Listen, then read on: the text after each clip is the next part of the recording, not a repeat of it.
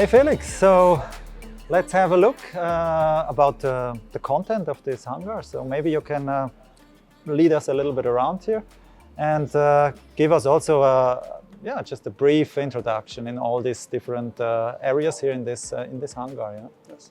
Yeah, so we're here in the ETH Hangar, and the ETH hosts many different projects from ETH for students, which have here the capabilities and the infrastructure to design various different projects.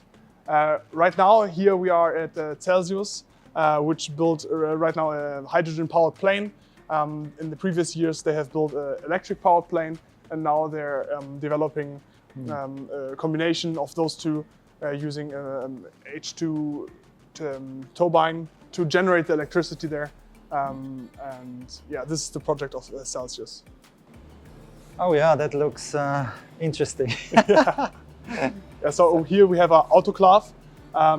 This is the key piece of many of what we're doing here. We have the great luxury that ETH provided us with something like this. It is used for any type of composite works, especially carbon fiber, as all of our teams here at the hangar work with carbon fiber. So it's, as you can see, it's a very large autoclave, and we just have the capabilities to for half a day and use it and then have the carbon parts ready. So it's much faster than a classical epoxy or carbon work would take. So with this, we can just drastically increase the efficiency of how we work. Yeah, that was actually a present, wasn't it? Yes, exactly. It is. We are glad that you have founders here who support us and who sometimes gift us stuff like this. Nice present. It's a huge improvement for the hangar. Really nice. Yeah. So Christmas is approaching, so maybe you get another nice present. Here's still space for something different. So maybe you will be lucky. Okay, let's go to the next sector. Yeah, so here we come to the, of course, part which is the best to us. On the left side, on my left side, we have the beautiful ARIS section here, where we develop our rockets. We have multiple teams present here with our rocketry team being presented there, and our working areas being there. And then the other teams for engine development are mostly then located here, put in the trailer here, do the work here. But also all our other ARIS projects like Nautilus for the robotics part also do their mechanical work here in the hangar. And right behind here we see the lamination room.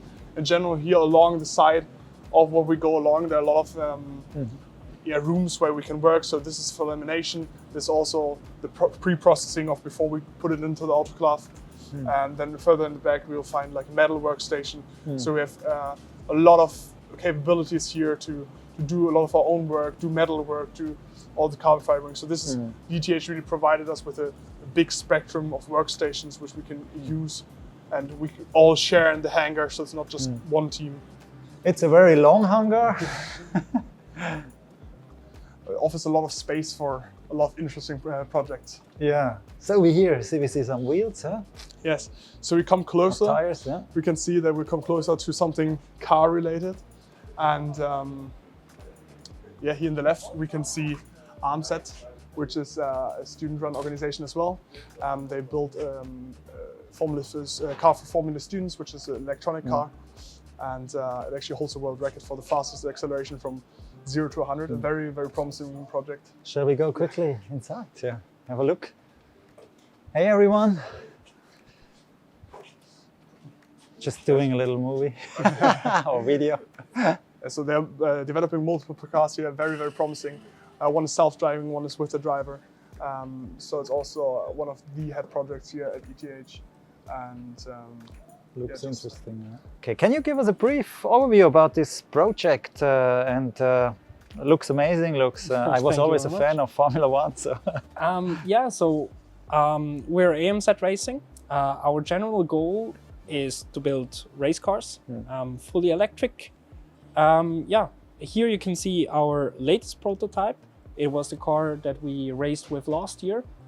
And everything that you see here, it's self-developed and also for the most part self-built. As you can see, all the carbon parts, we manufacture ourselves in-house after we have designed it ourselves. And yeah, special about this car is it was one of our most successful in association history. We were able to win nearly all competitions we attended. Only had a slight technical problem in Austria. Yeah, like really the particular part about this car is one of the fan power card. So perhaps you've seen our acceleration world record, where we used active aerodynamics to generate further downforce. We used a similar system in this car that we adapted to be rules compliant, which gave this car its particular sound when we drove it. Yeah, I saw it like 0.952 Exactly. seconds from 0 to 100. Yeah. Exactly. Yeah. So that's possible because of the electric motor, or what I is? mean, it's having a fast acceleration, you have some constraints. On one hand, you need to generate the power to accelerate the car that quickly. On the other hand, you also need the mechanical grip to be able to deliver the power to the wheels. Yeah. So on one hand, the mechanical grip we solve with our power ground system, and then the mechanical part, we used our own developed motors that we had. So in each wheel we have our own motor together with our own developed gearbox. And yeah, then we also had a self-developed inverter behind it that was able to, in the end, put 240 kilowatts on the ground. Wow. Thanks a lot for this short introduction. You're welcome.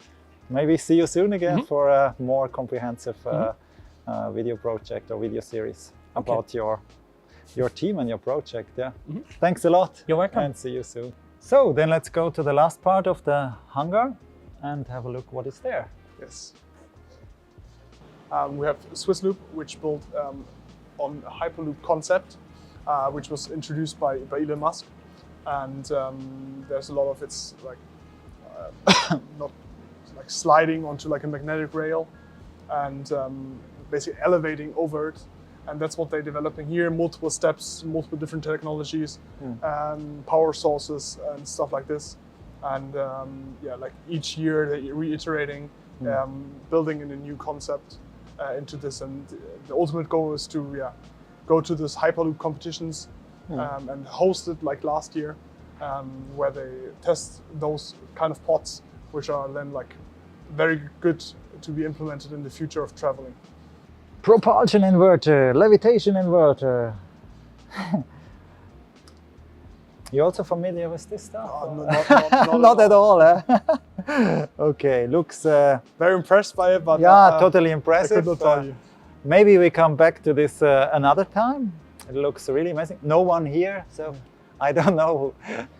Not the most, or maybe this is the lazy group at the end of the hangar. No, I'm joking. Okay, then let's have a look for this. We're going to the Swarm project. Yes. And so that will be the next part. Okay, let's go.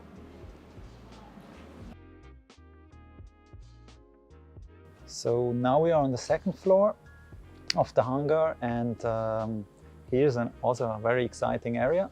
Maybe you can tell us about this area here, a bit details and what they're doing here. At the moment I see a lot of drones and 3D printers, so what do you manufacture here? Yeah, so this is the electronics area. Here we do everything that is connected to some sort of electronics. You can see the background, like a lot of cables laying around, a lot of things we can do here. Also the 3D printers, as you say. Normally over here we have the soldering station. It is currently packed because of the launch, so it's not there yet, but here we really do all of the work that is need to be done. So from soldering the PCBs, like we buy the green boards, we solder connectors, capacitors, whatever onto that. This is all done here, and then just this area is used for checking if the systems work, if they work as intended, and just doing fixes on this. Right now what we see here with the drones and this is all part of the Swarm project, which is one of our focus projects here, which are working on that. I couldn't tell you what they're doing exactly in this moment. but the general area here is just very good for us to have everything available in one area on what we need on electronics. This is also part of the rock. That's the fiberglass. Exactly. Here we can see part, the unlaminated or the fiberglass fairing without a fairing, without the livery. And yeah, this is what it looks like before Don't it has a touch. livery on it. Exactly, don't touch. But no, it's very easy to touch. And yeah, this is what we use to cover the avionics stack. As you can see, it's also up here because that's what they test with. That's what they do. We have antennas laying around all of this. Cool. Then let's continue with a little interview. And but for this, we take it a bit more cozy. Huh? So. Yes.